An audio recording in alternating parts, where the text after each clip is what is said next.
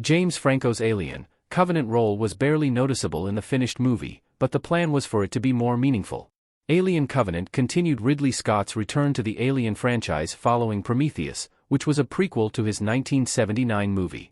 While Prometheus shied away from the involvement of the iconic xenomorph monsters, Alien, Covenant served as a sequel that saw more involvement from these creatures.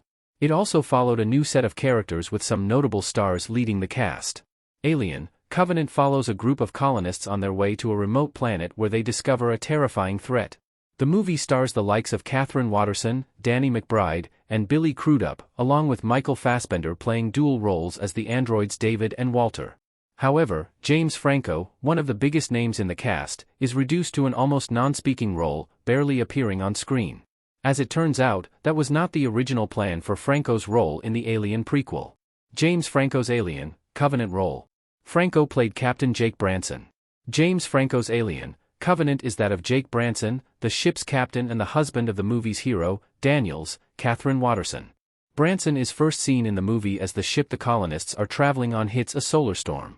The ship's android, Walter, is able to wake several crew members from their cryosleeps. However, they are unable to open Branson's pod before it experiences an electrical malfunction and burns Branson alive within it. It is not until later in the film, when Daniels watches a video recording from Branson's belongings, that the audience can clearly see it was Franco playing the role. Not only is his character dead within the first 10 minutes of the movie, but his overall appearance, including the video message, amounts to less than a minute with a couple of lines of dialogue. While he is in the movie very little, Branson appeared in a promotional short titled The Last Supper, which shows the crew of the ship right before they enter their cryosleep. The original plan for James Franco's Alien, Covenant character. Flashbacks were meant to explore Branson's character more. While James Franco's Alien, Covenant role was cut back, it was always intended to be a cameo appearance. A big part of the reason for his character being killed off so early was the impact that would have on the character of Christopher Oram, Billy Crudup. After Branson's death, Oram takes over as the captain of the survivors and proves to be ill-suited for the job. Screenwriter Dante Harper explains that in order to explore that aspect of the story, Franco's character had to die early, via THR. While Franco's role was never intended to be a major one in the movie, there were more scenes shot with the actor. There was a flashback that was set on Earth, showing Branson and Daniels at their home in New York City discussing their plans to build a log cabin. However, Harper also confirms that Branson would have been explored more as a character on his own, despite his early death.